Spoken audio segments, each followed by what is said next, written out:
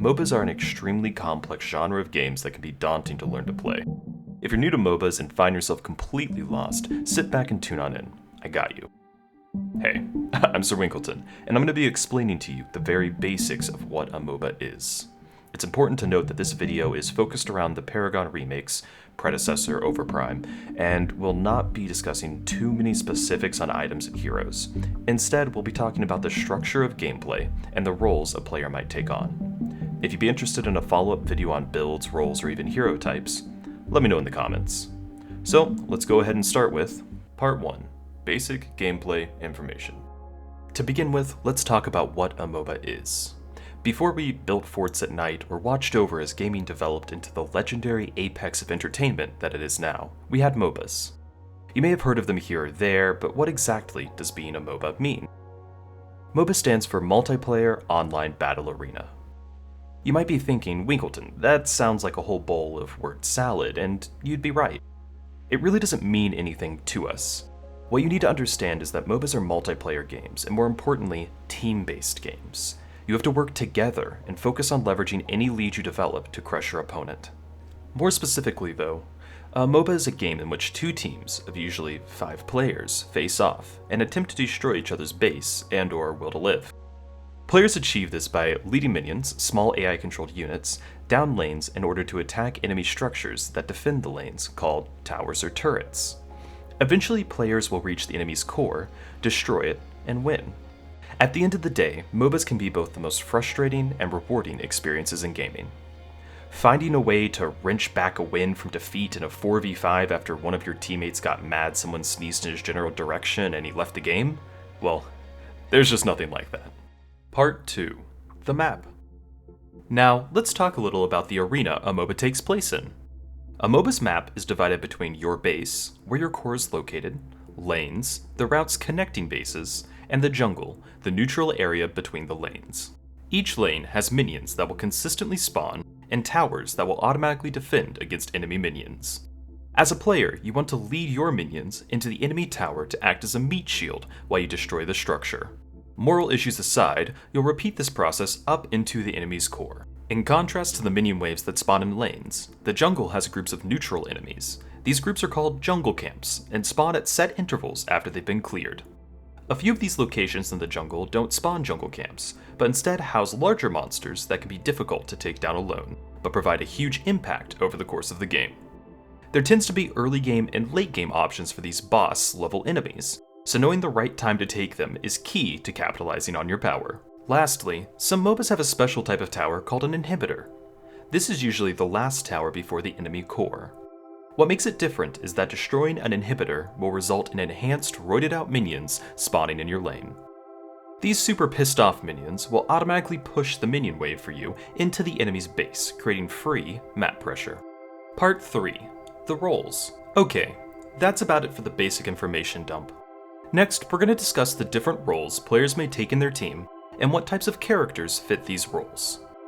It's worth noting that anything I say in this section can be assumed to fall under the caveat of, usually this applies. There are always alternate options in MOBAs. This video is just discussing the common options played. First, we'll start with the solo or off lane. This lane is a 1v1 lane focused on gaining a lead and power spiking mid-game to help capture objectives and snowball your teammates. This lane tends to be filled with tanks, bruisers, duelists, and sometimes rangers. Rangers are more of a noob stomping option. They use their range to bully melee opponents early and develop a lead. If you want to play a ranger in this role, I would suggest picking one with mobility or a way to save themselves in their kit.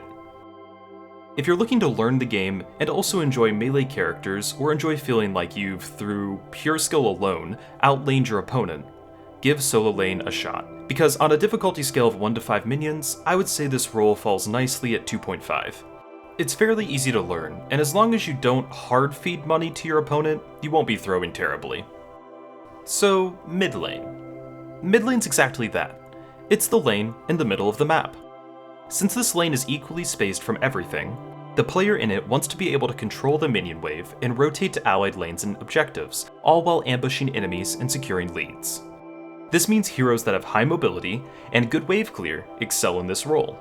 Most of the time this is a mage or caster lane, but rangers and assassins can work here too. This lane can be easy to start playing, but has a deep potential skill level to it. Players who enjoy big bursty damage from their abilities, and who constantly are looking for opportunities to make plays, will love this role. Mid lane's difficulty can be fairly high when paired against competent players, so I'm rating it 4 out of 5 minions to play well. If you get good at this role, you'll be able to have a huge impact at most stages of the game. Unlike mid and solo lane, the safe lane is inhabited by 2 players, a carry and a support. Carries, well, they carry the late game. They tend to be weaker early, but scale extremely well with items, and because of this, they really love gold. Carries want to amass wealth and items in the early game, and eventually become damage-dealing monsters mid and late game. Most carries are usually rangers, but in some specific cases, mages may work as well. Carries have a large impact, so they can be easy to throw on, but since they have a support in their lane to help, you can also learn them much easier than other roles. So I'm giving carry a difficulty rating of 2 minions. If you like shooting things good and dealing tons of damage, this is the role for you. Okay, so supports. Supports are the complete opposite of carries. Instead of being weak early and scaling well with items, supports are strong early and don't need a ton of gold to be relevant. This is usually because of their kits having ways to save allies, catch enemies, and tip the scales of teamfights. Classes of characters that make good supports are CC tanks, heroes that have knockups, stuns, roots, those types of things, enchanters, heroes with buffs, shields, and heals for allies, and mages. Support inherently seems the least important of the roles, but they end up setting the pace for their carry's growth. A good support will let, or even sometimes force, their carry to thrive and pop off. Difficulty-wise, I give support a rating of 3 out of 5 minions. It takes a specific type of player to enjoy support, but it can be extremely rewarding.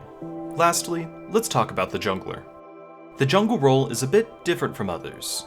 Instead of heading to a lane and farming the minions there, a jungler roams through the areas between the lanes, killing neutral camps. Junglers are what keep laners in check. You're an enigma, constantly lurking just out of view of every lane. Your goal is to farm the jungle efficiently, while rotating the map in order to ambush enemies and assist allies. Because junglers traverse so much distance and need to make use of the element of surprise, mobile characters with hard crowd control, or tons of damage, can excel in this role. This means bruisers and assassins do well here. Jungle is the most involved of all the roles, and we definitely don't have time to cover everything about them in this video.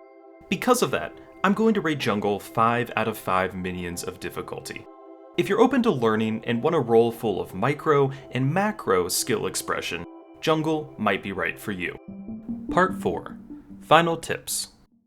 To wrap things up, I want to mention a few key tips to keep in mind. 1. Last hitting minions is usually what earns you money, so make sure to finish those little robo-chubs off. Wait, no, that's not what I'm— 2. This is a team game. Play with your team and watch your minimap. It'll save your life. 3. Make sure to use wards to gain vision on dangerous parts of the jungle. Spotting an enemy a few seconds earlier can completely shift how a fight plays out. 4. Don't just run for kills. Taking down towers and defeating those jungle bosses has a huge impact on the game, so go for them when you can. Lastly, have fun. It's just a game, and plenty of people are new.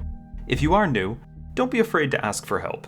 And if you're experienced and a teammate is new, be kind. You were probably garbage when you first started too.